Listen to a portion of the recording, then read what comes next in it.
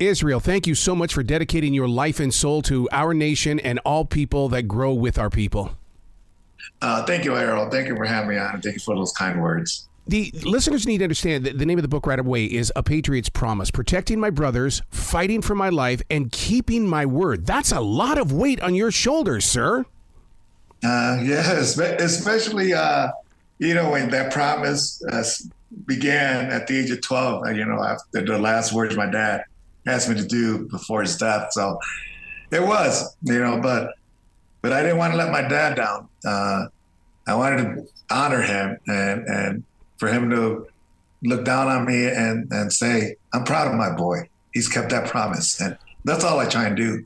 My connection to your book is that I lost my father as well. And I feel that he's more present inside my soul today than he was when he was in my life. I mean, I just feel him stronger. Do you feel the same way?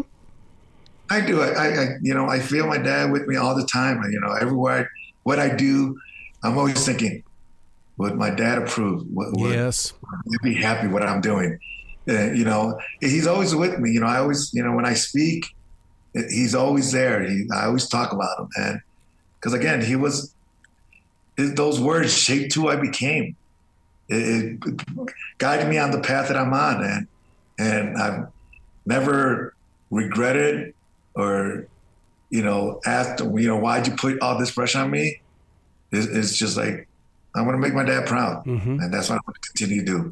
One of the energies that you really do push through the pages is the fact that, because we all live in this world where people go, how you doing today? I'm surviving. You know what? They need to read this book is what they need to do, because you teach us how to thrive, not survive. Thanks, Eric. Yeah, well, I think sometimes people forget that we all have a spark that keeps us going. And it's kind of ironic that a burn guy is saying that we all have a spark, but we do. And sometimes we can find it on our own, but sometimes you need help finding it. And by either, hearing someone's story or listening to it. And that's what I wanted to do in the book. Cause I never did it on my own. In the book, I even said I couldn't do it on my own. I needed help. I needed my family. I needed my friends. There were moments I needed help. And that's what I wanted to do in the book to help people find their spark. And I'm a realist. I understand that I'm not going to touch everyone.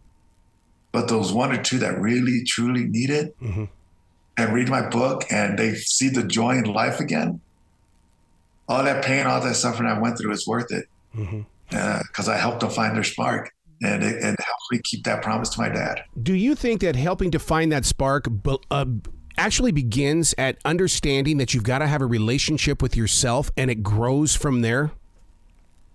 I think it does. You gotta know your limitations, know who you are, and don't front something that you're not. I think the hardest thing, especially for special warfare operators like ourselves, is showing vulnerability that we need help. We're the tip of the spear in the military. We are those nerves of steel, knuckle draggers, that nothing scares us. But sometimes we don't want to show the vulnerability and sometimes people they don't know how to do that.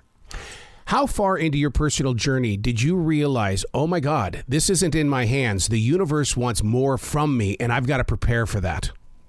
Well, it took me a while. It took me a long time because, in the book, I talk about how I felt like I was cursed.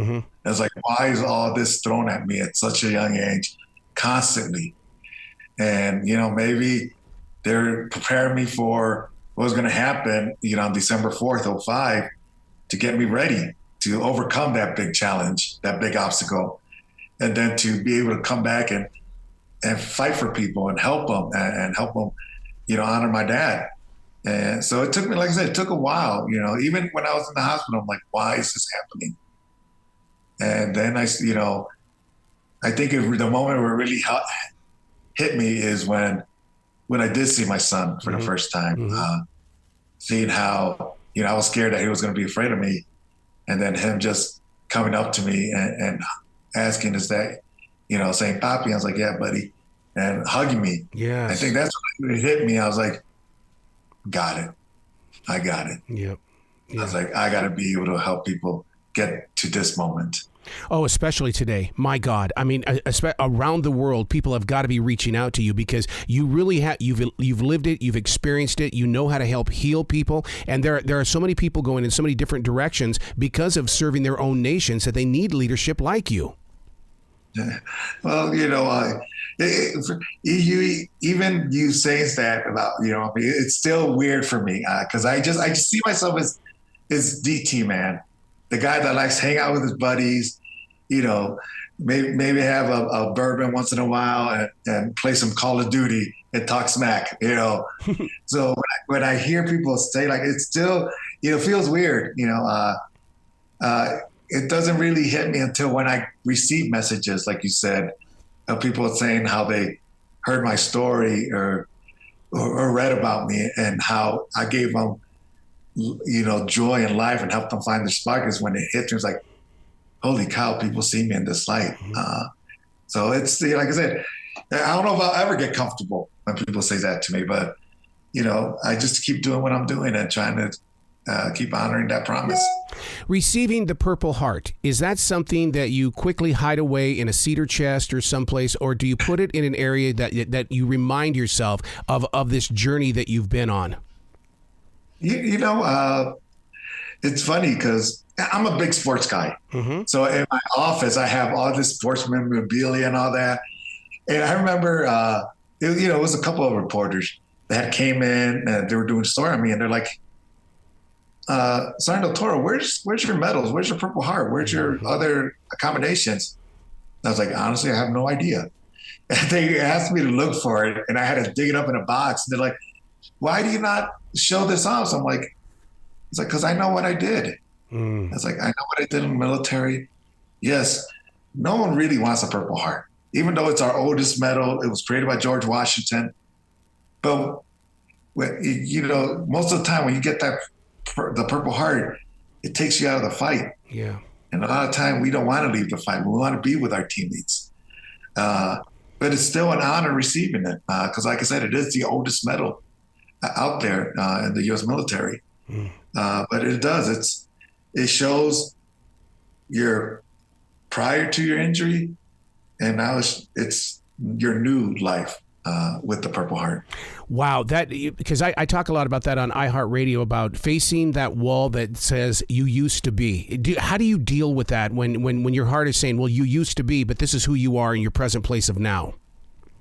You just gotta, realize really your limitations. As much as we don't want to face that, we got to realize that, did I want to continue being an operator, being downrange? Yes. I would do it now if they asked me, hey, Sergeant Toro, you want to go back downrange? I was like, hell yeah. But I knew I couldn't be that. Unless we become like Star Wars and I get a cool Luke Skywalker hand and I use the Jedi mind trick on everyone. Okay, but we're not there. But I knew I could teach. Mm-hmm. I know my limitations. And I think that's the hardest thing that people is for them is know those limitations with their new life. I think you see it a lot of times, like with when you get older, you can't do a lot of things like you used to. Right. And so I think that's the hardest thing is people just knowing what they can and can't do. You don't want to accept it because you still want to be that person that you have in your mind. Yeah. Well, one of the best sayings was one of my buddies says, dude, I'm in my mind, I'm still 22, but my body's 60. There's got to be a website where people can reach out to you because you are a teacher, you are a coach, you are a leader, and people are going to want to know answers. Thank you. Well, I have my website, which is deltorostrong.com. And then, obviously I have my social media where people reach out to me, Instagram, Facebook. I don't do TikTok because I like to say I'm not a 12-year-old girl. But, people reach out on me on that, on either my website or my social media if they want to talk. And I always have no problem people reaching out to me, because I never wanted to be that guy. Because we all have that hero or that person we look up to. Mm-hmm. And And if you get to meet them, sometimes you get disappointed and you wish you never met that person. And that had happened to me. And I never wanted to be that person. Yep. I still want to be the regular DT that if someone wants to say hi to me or take a photo with me or talk to me, got it, I'm there for you. You know, now if I'm in the gym and I'm in the middle of a set, probably not the best time. But if I'm resting, no problem. But yeah, I remember receiving the Pat Tillman, the SB, and so many people reached out to me on social media. I got back to every single one of them saying thank you. Because I thought it was the right thing to do. Yeah. You know, if they took time to send me that, I could take the time to reach back and say thank you. Wow. Please come back to this show anytime in the future. The door is always going to be open for you, sir. Thank you, Errol. I appreciate that. Well, you be brilliant today, okay? I will do, brother. And you take care out there.